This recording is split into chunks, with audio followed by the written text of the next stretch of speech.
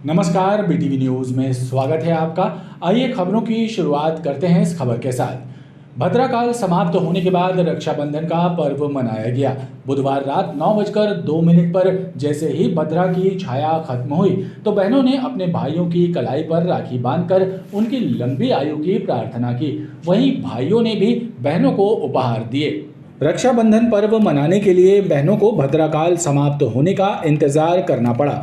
जैसे ही बुधवार रात 9:02 पर भद्राकाल की समाप्ति हुई, वैसे ही बहनों ने अपने भाइयों की कलाई पर राखी बांधकर उनका मुंह मीठा कराया और उनके उज्जवल भविष्य के साथ लंबी आयु के लिए प्रार्थना की। भाइयों ने भी बहनों की रक्षा का वचन देकर उन्हें उपहार दिए। उपहार संग इस त्योहार की खुशियां दोगुनी हो गईं। नमस्कार, आज राखी का त्योहार है और आज मैं बहुत खुश हूँ। और आज मेरी बहन ने रुमाल बांधा, हाथ में राखी बांधी और मिठाई खिलाई। मैंने उसको गिफ्ट दिया। आज मैं बहुत खुश हूँ। Thank you. नमस्कार, आज रक्षाबंधन का बहुत अच्छा त्यौहार है। मैं हमेशा इस दिन का बहुत इंतज़ार करती हूँ। मैंने अपने भाई को टीका लगाया, उसे रुमाल बांध के फिर राखी बांधी, उसे मिठाई खिलाई। मैं बहुत खुश थी आज। वहीं कई बहनें 31 अगस्त को भी इस पर्व को मनाएंगी। रक्षाबंधन के अवसर पर महापौर ने महिलाओं को मेट्रो बस की निःशुल्क यात्रा का तोहफा दिया। करीब 100 मेट्रो एवं चलो बसों का महिलाओं के लिए मुफ्त संचालन किया गया। महापौर जगत बहादुर सिंह ने स्थितियों का जायजा लेने के लिए स्वयं भी मेट्रो बस की यात्रा की और महिलाओं से राखी बंधवाकर उनसे आशीर्वाद प्राप्त किया।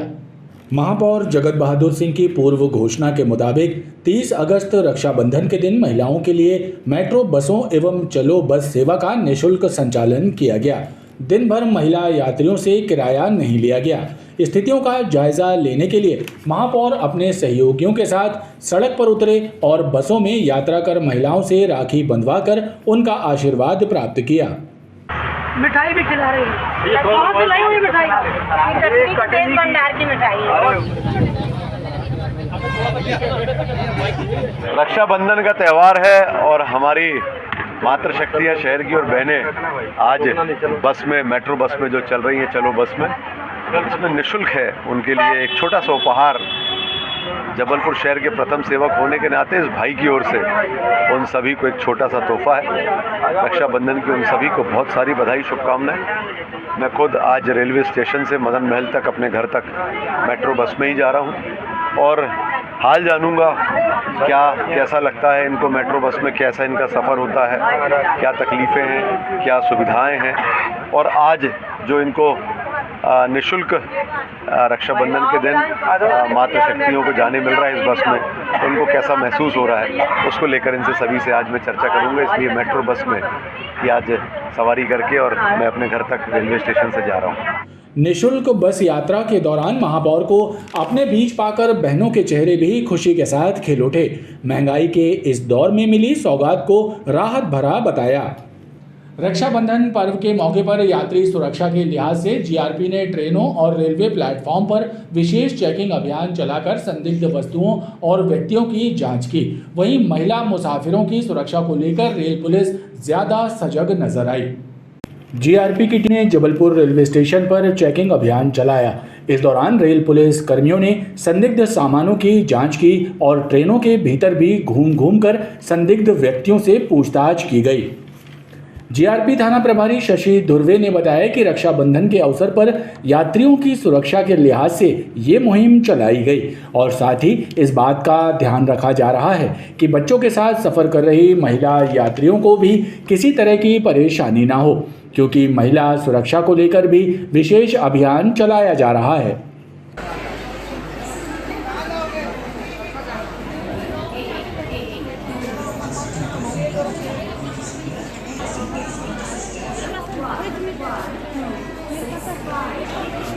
रक्षाबंधन के त्यौहार को देखते हुए आज हमने प्लेटफॉर्म और ट्रेन की चेकिंग की गई और सभी के सामानों की भी चेकिंग की गई कि कोई भी संदिग्ध सामान ना हो उनके पास में, उसकी भी हमने चेकिंग की। और महिला बल के साथ में हमने आज ट्रेनों में महिलाओं से चर्चा भी की और प्लेटफॉर्म में महिलाओं से चर्चा की कि आप अपने सामान आपको सुरक्षित रखते हुए यात्रा करें।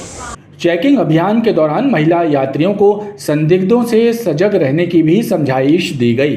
स्वास्थ्य विभाग के संभागीय कार्यालय के सामने से अतिक्रमण हटाने के लिए विभागीय अधिकारियों ने नगर निगम और यातायात पुलिस को पत्र लिखा। अधिकारियों का कहना है कि अतिक्रमणों के कारण जाम लगता है, कार्यालय आने जाने वालों को परेशानियां झेलनी पड़ती हैं।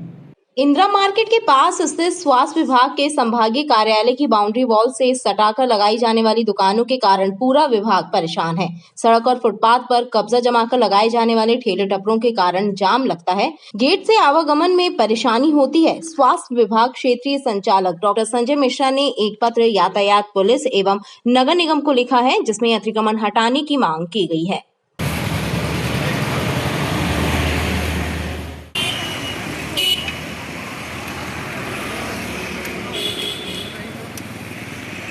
क्या है, देखिए दीवालों पर हमारे अच्छे अच्छे स्वास्थ्य से संबंधित नारे लिखे रहते हैं जो लोगों को पढ़ने चाहिए, लेकिन वहाँ पर दुकानदार अतिक्रमण करके दिन भर उस स्थान को घेरे रहते हैं। वो स्थान ऐसा भी है जहाँ से आदरणीय और माननीय हाई कोर्ट जजेस भी वहाँ से रोज़ आते हैं, माननीय चीफ जस्टिस महोदय भी वहाँ से आते हैं।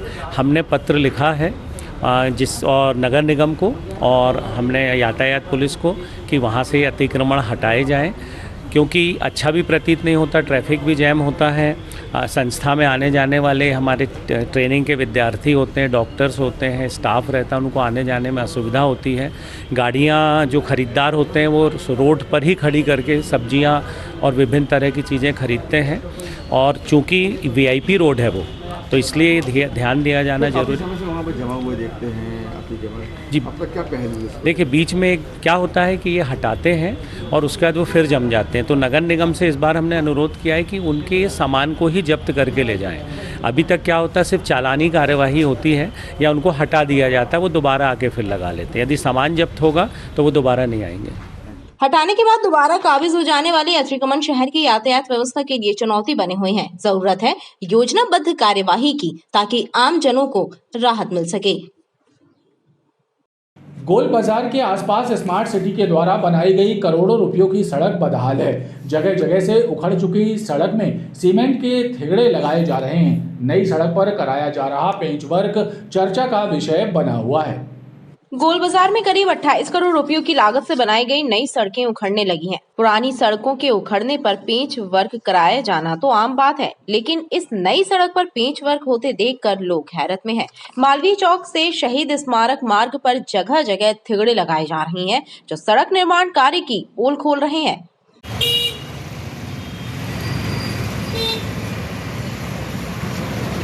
ये रोड में थिगड़े लगे हुए हैं, ये स्मार्ट सिटी का काम है और ये रोड बनी है, ये लापरवाही हो रही बहुत बड़ी, जो प्रशासन की बहुत बड़ी चूक है। और प्रशासन इसमें लापरवाही, इसमें अधिकारी उच्च अधिकारियों को देखना चाहिए। स्मार्ट सिटी काम चल रहा है, स्मार्ट सिटी के नाम पर जो धांधली की जा रही है, काम अच्छा होना चाहिए, इसकी जांच होना चाहिए। और सबसे पहले इसकी जांच होना चाहिए, इसका कार्य अच्छा होना चाहिए। लोगों को पैसा है जी, 4 दिन चलती है फिर तगड़ा लग गया, 10 दिन नहीं चली रोड फिर तगड़ा लग गया। स्मार्ट सिटी द्वारा कराए जा रहे निर्माण कार्यों से स्मार्टनेस गायब है और गुणवत्ता पर भी सवाल उठ रहे हैं। विजयनगर एवं स्नेहनगर के सैकड़ों परिवारों ने विधानसभा चुनाव के बहिष्कार की घोषणा की है। साथ ही अपने घर के गेट पर इसकी सूचना वाला पोस्टर भी लगा लिया है। दरअसल ये परिवार इसलिए परेशान हैं क्योंकि इनके द्वारा फ्री होल्ड कराई गई भूमि को भी जिला प्रशासन ने सीलिंग भूमि घोषित कर दिया है, जिसकी कहीं कोई सुनवाई नहीं हो रही है। स्नेहनगर के कई घरों के सामने एक तरह के पोस्टर लगे हुए देखे जा रहे हैं। इन पोस्टरों पर लिखा है कि क्षेत्रवासी आगामी विधानसभा चुनाव और लोकसभा चुनाव का बहिष्कार करेंगे, क्योंकि इन्होंने जबलपुर विकास प्राधिकरण से प्लाट खरीदकर जिस तरह प्लाट पर घर बनाए हैं और प्लाट की ज़मीन को फ्री होल्ड तक करा लिया था, उसी भूमि को अब जिला प्रशासन ने सीलिंग में डाल दिया है, जिसके चलते सैकड़ों परिवारों में आक्रोश व्याप्त है। इस समस्या की कहीं कोई सुनवाई नहीं हो रही है, लिहाजा अब लोगों ने चुनाव के बहिष्कार का निर्णय कर लिया है। हमारा प्लॉट जो हमारे फादर ने 1977 में लिया हुआ था, ये फ्री होल्ड प्लॉट था। जेडीए ने जब इसको डेवलपमेंट के लिए लिया तो तब भी ये फ्री, उसके बाद भी सबको फ्री होल्ड कर दिया गया था। सन 2019 में जब छरी भारद्वाज जी कलेक्टर बन के आई, तब उन्होंने इस पूरे क्षेत्र को तकरीबन 1000 प्लॉट हैं, 1000 मकान हैं पूरे क्षेत्र में, इसको सीलिंग में डाल दिया। इससे अनावश्यक रूप से लोगों को परेशानी बढ़ गई है और लोगों का हमने इसकी शिकायत बहुत से लेवल में की है। विधानसभा में भी विधायक के माध्यम से इसके प्रश्न को उठाया गया था, लेकिन किसी भी तरह का कोई समाधान नहीं निकाला गया है। लोग परेशान हो रहे हैं, इसकी समाधान नहीं किया गया तो आने वाले विधानसभा चुनाव और लोकसभा चुनाव में इस पूरे क्षेत्र की जनता इसका बहिष्कार करेगी। चुनाव में किसी भी तरीके का कोई भी वोट हम मतदान नहीं करेंगे। हमने सभी लोगों को इससे अवगत करा दिया। ये प्लाट हम लोगों ने इम्प्रूवमेंट ट्रस्ट से सन 1982 में ख़रीदे थे। उस समय हमें नहीं बताया गया कि ये सीलिंग में है। फिर हमने फ्री होल्ड भी करा लिया। फ्री होल्ड के बाद अभी ये सीलिंग में डाल दिए गए हैं। सीलिंग में डाल दिए तो हम ना बेच सकते हैं और नए नाम परिवर्तन हो सकता है, इसलिए हम लोग बहिष्कार कर रहे हैं। ये सीलिंग हटाई जाए। ये विधानसभा चुनाव करेंगे, लोकसभा का भी करेंगे? दोनों। 2019 में छवि भारद्वाज कलेक्टर आई थी, उनने इसको सीलिंग में डाल दिए हैं प्लाटों को। इसमें स्नेह नगर, विजयनगर और संजीवनी नगर तीनों हैं, तीनों जगह के प्लाट हैं। और करीब करीब मान के चलिए कि यहाँ पे स्नेह नगर में करीब 1000 प्लाट होंगे, है ना। तो हमारा अनुरोध है कि हम लोग सीलिंग समाप्त की जाए और हम लोगों को जो है कि हम लोग दोनों चुनाव, लोकसभा एवं विधानसभा चुनाव का नहीं तो बहिष्कार करेंगे। स्नेह नगर में रहने वालों का कहना है कि जनप्रतिनिधि भी उनकी समस्या पर ध्यान नहीं दे रहे हैं, लिहाजा चुनाव के बहिष्कार के सिवाय अब उनके पास कोई दूसरा रास्ता नहीं बचा है। जिम्मेदार लोगों को इस मामले में निष्पक्ष होकर हस्तक्षेप करना चाहिए ताकि कुछ अधिकारियों की मनमानी का शिकार निर्दोष परिवार ना हो पाए। अवैध रूप से शराब का कारोबार करने वालों के खिलाफ चलाए जा रहे अभियान के तहत पुलिस ने कटंगी, मझौली, सिविल लाइन और संजीवनी नगर थाना क्षेत्रों में कार्रवाई करते हुए 300 लीटर कच्ची शराब जब्त कर 1500 लीटर लाहन नष्ट किया और 4 आरोपियों को भी गिरफ्तार किया है। सिविल लाइन पुलिस ने छुई खदान में दबिश देकर संतोष चौधरी को गिरफ्तार कर उसके पास से 60 लीटर कच्ची शराब जब्त की है। इसी प्रकार संजीवनी नगर पुलिस ने परसवाड़ा मोहल्ले में रहने वाले विनोद रजक के घर में छापामारी करते हुए 60 लीटर कच्ची शराब बरामद कर उसे गिरफ्त में लिया है। वहीं कटंगी के कूड़न मोहल्ले में पुलिस ने धावा बोलकर शेर सिंह को हिरासत में लेकर 105 लीटर कच्ची शराब और 1500 लीटर लाहन जब्त कर उसके विरुद्ध आबकारी एक्ट के तहत कार्रवाई की है। इसके अलावा मझौली के भटरिया मोहल्ले में श्याम कुचबदिया से 75 लीटर शराब जब्त हुई है। क्षेत्र में चल रहे अवैध शराब, जुआ, सट्टा के खिलाफ लगातार कार्रवाई के प्रयास किए जा रहे हैं। उक्त कार्रवाई को अंजाम देते हुए कल छुई खदान भूतपेड़ के पास से संतोष कटी के कब्जे से 60 लीटर कच्ची शराब पकड़ी गई है और उसके विरुद्ध 34(2) आबकारी अधिनियम के तहत कार्रवाई की गई है। और वो क्षेत्र का एक पुराना बदमाश है जिसके खिलाफ करीब 20-25 अपराध कायम हैं। और ऐसे और भी यदि कोई अपराधी तत्व पाए जाते हैं जो अपराध में संलिप्त हैं तो उनके खिलाफ भी कार्रवाई की जाएगी। नशे के 2 सौदागरों को हनुमानताल एवं ओमती पुलिस ने गिरफ्तार कर उनके पास से 125 ग्राम गांजा और 18 नग नशीले इंजेक्शन बरामद किए हैं। पुलिस द्वारा आरोपियों से पूछताछ की जा रही है। हनुमानताल थाना प्रभारी एमडी नगौतिया ने बताया कि बकरा मार्केट के पास वाहन चेकिंग के दौरान पुलिस को देखकर भाग रहे विष्णु चौधरी को पकड़ा और उसकी तलाशी ली गई तो उसके पास से 125 ग्राम गांजा मिला है। आरोपी के विरुद्ध एनडीपीएस एक्ट के तहत कार्रवाई की गई है।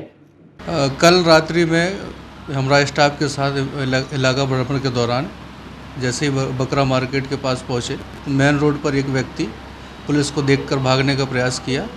हमें संदेह हुआ कि इस व्यक्ति के पास कोई ऐसी अवैध वस्तु होगी जिसको पकड़कर रोका गया। गवाहों को तलब किया गया जिनके समक्ष उसकी तलाशी ली गई। तलाशी लेने के बाद उसके नाप तोल करने पर उसके पास जो मादक पदार्थ गांजा मिला था जो 125 ग्राम उसके पास पाया गया। जो इस आरोपी का नाम विष्णु चौधरी है जो रविदास मंदिर के पास का रहने वाला है। इसके कुछ पिछले रिकॉर्ड किए हैं? इसके पिछले रिकॉर्डों की जांच की जा रही है और कहाँ से अवैध मादक पदार्थ लाया था इसकी भी जांच की जा रही है। वहीं ओमती पुलिस ने भी मुखबिर की सूचना पर चंदन वन के पास घेराबंदी करके हनुमानताल सिंधी कैंप निवासी विष्णु उर्फ भूत चौधरी को गिरफ्तार किया और उसके पास से 18 नग नशीले इंजेक्शन जब्त किए हैं। पुलिस के अनुसार आरोपी से नशीले इंजेक्शनों के संबंध में पूछताछ की जा रही है। हमें सूचना मिली थी मुखबिर के माध्यम से कि एक व्यक्ति कुछ पॉलीथीन में लेकर के कुछ इंजेक्शन वगैरह सेल कर रहा है, ये चंदन वन के आसपास के वहाँ पे इलाके में।